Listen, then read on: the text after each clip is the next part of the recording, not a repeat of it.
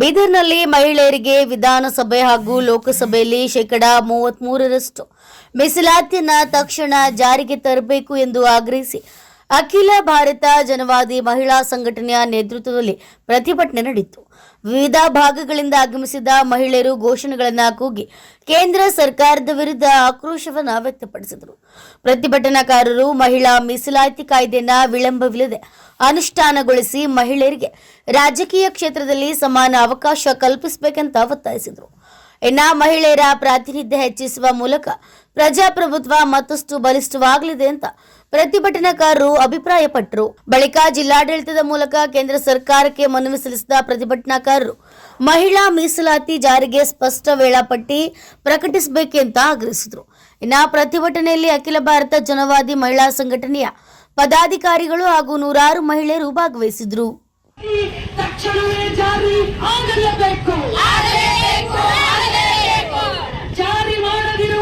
ರಾಜ್ಯ ಸರ್ಕಾರಕ್ಕೆ ಕೇಂದ್ರ ಸರ್ಕಾರಕ್ಕೆ ನಾವು ಬೆಂಬಲವನ್ನು ವ್ಯಕ್ತಪಡಿಸಿ ನಮ್ಮ ಬೀದರ್ ಜಿಲ್ಲೆಯಲ್ಲಿ ಅಖಿಲ ಭಾರತ ಜನವಾದಿ ಮಹಿಳಾ ಸಂಘಟನೆ ಮತ್ತು ಹಾಗೂ ನಮ್ಮ ಎಲ್ಲ ಸಮಾನ ಮನಸ್ಕರ ಒಕ್ಕೂಟದಿಂದ ಇಂದು ಹೋರಾಟವನ್ನು ಹಮ್ಮಿಕೊಂಡಿದ್ದೇವೆ.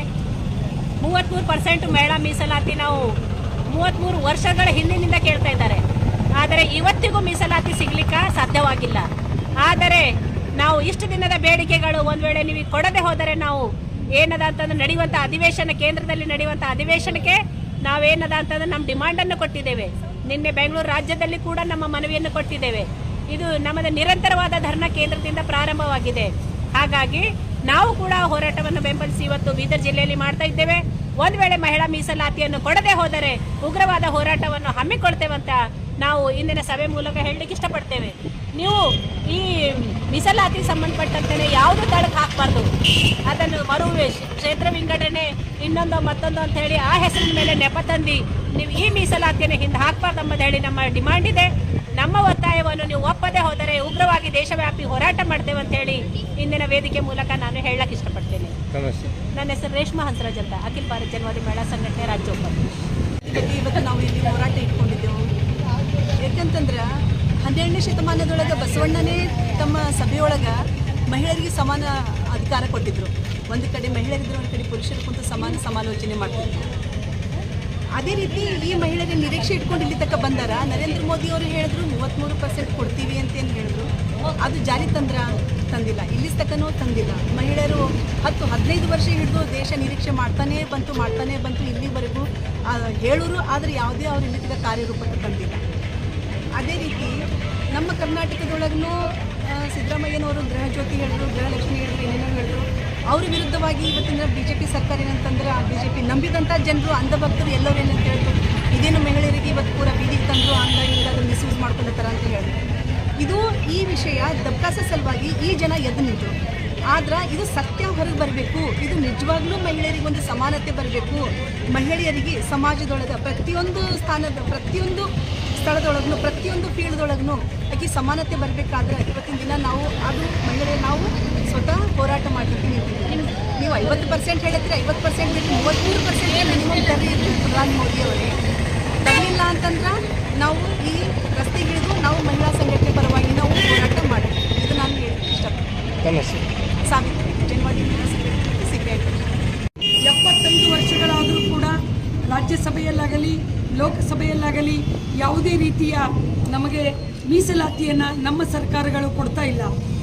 ಈಗ ಮೊನ್ನೆ ತಾನೇ ನಮ್ಮ ಮಾನ್ಯ ನರೇಂದ್ರ ಮೋದಿಯವರು ತುಟಿಗೆ ತುಪ್ಪ ಹಚ್ಚಿದಂತೆ ಏನು ಹೇಳಿದರು ಅಂದರೆ ಮಹಿಳಾ 33% ಮಹಿಳಾ ಮೀಸಲಾತಿ ನಾವು ಜಾರಿಗೊಳಿಸ್ತೇವೆ ಅಂತ ಹೇಳಿ ಅದರದೊಂದು ಸಂತೋಷವನ್ನು ಎಲ್ಲ ಕಡೆ ಹಬ್ಬಿಸಿ ಅದರ ಉಪಯೋಗ ಅವ್ರೇನು ಮಾಡಿದರು, ತಮ್ಮ ಮತವನ್ನು ಹೆಚ್ಚಿಗೆ ತಗೊಂಡು ಇದ್ದು ಅವರ ಕುರ್ಚಿಯನ್ನು ಬಲಪಡಿಸಿಕೊಂಡ್ರು. ಮುಂದೆ ನಾವು ಮಹಿಳಾ ಮೀಸಲಾತಿ ಕೇಳಿದಾಗ ಅದನ್ನು ಜನಗಣತಿ ಆದಮೇಲೆ ಕೊಡ್ತೀವಿ, ಕ್ಷೇತ್ರ ಮಾಡಿಕೊಡ್ತೀವಿ, ಡಿಲಿಮಿಟೇಷನ್ ಅಂತ ಹೇಳಿದರು. ಆದರೆ ಡಿಲಿಮಿಟೇಷನ್ಗೂ ಜನಗಣತಿಗೂ 33% ಮಹಿಳಾ ಮೀಸಲಾತಿಗೂ ಯಾವುದೇ ಸಂಬಂಧವಿಲ್ಲ. ಅವರು ಬೇಕು ಅಂತ ನಮ್ಮ ದಿಕ್ಕು ತಪ್ಪಿಸಿ ಮಹಿಳೆಯರನ್ನು ಮೋಸ ಮಾಡ್ತಿದ್ದಾರೆ. ಇದಕ್ಕೆ ನಮ್ಮ ಕೇಂದ್ರ ಸರ್ಕಾರದ ಅಖಿಲ ಭಾರತ ಜನವಾದಿ ಮಹಿಳಾ ಸಂಘಟನೆಯ ನಮ್ಮ ರಾಷ್ಟ್ರೀಯ ನಾಯಕರು ಇಂದು ದೆಹಲಿಯಲ್ಲಿ 20ನೇ ತಾರೀಕಿನಿಂದಲೇ ಅವರು ಧರಣವನ್ನು ಮಾಡ್ತಿದ್ದಾರೆ.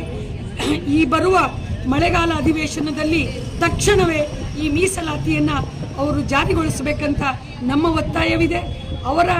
ಅವರಂತೆಯೇ ರಾಜ್ಯ ಸರ್ಕಾರದಲ್ಲಿಯೂ ಕೂಡ ನಮ್ಮ ಜನವಾದಿ ಮಹಿಳಾ ಸಂಘಟನೆ ಅಲ್ಲಿಯೂ ಕೂಡ ಈ ಮಹಿಳಾ ಮೀಸಲಾತಿಯ ಕುರಿತು ಇವತ್ತು ಇಡೀ ರಾಜ್ಯಾದ್ಯಂತ ಹೋರಾಟಕ್ಕೆ ಅದು ಕರೆ ನೀಡಿದೆ.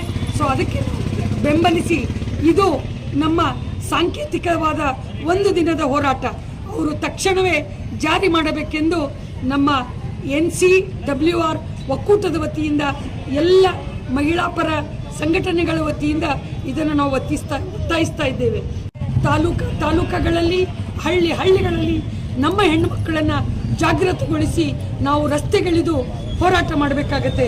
ಯಾವ ರೀತಿ ಸ್ವಾತಂತ್ರ್ಯಕ್ಕಿಂತ ಮೊದಲು ನಮ್ಮ ಮಹಿಳೆಯರು ಬಲಿದಾನಗೈದು ಸ್ವಾತಂತ್ರ್ಯ ತಗೊಂಡಾರೋ ಹಾಗೆ ಇವತ್ತು ಕೂಡ ನಾವು ಈ ನಮ್ಮ ಮೀಸಲಾತಿ ತಗೊಳ್ಬೇಕಾದ್ರೆ ನಮ್ಮ ಮಹಿಳೆಯರನ್ನು ಜಾಗೃತ ಮಾಡಿ ಮುಂದಿನ ದಿನಗಳಲ್ಲಿ ರಸ್ತೆಗಿಳಿದು ಹೋರಾಟ ಮಾಡಬೇಕಾಗ್ತದೆ. ಅದಕ್ಕೆ ಆ ದಿಕ್ಕಿನಲ್ಲಿ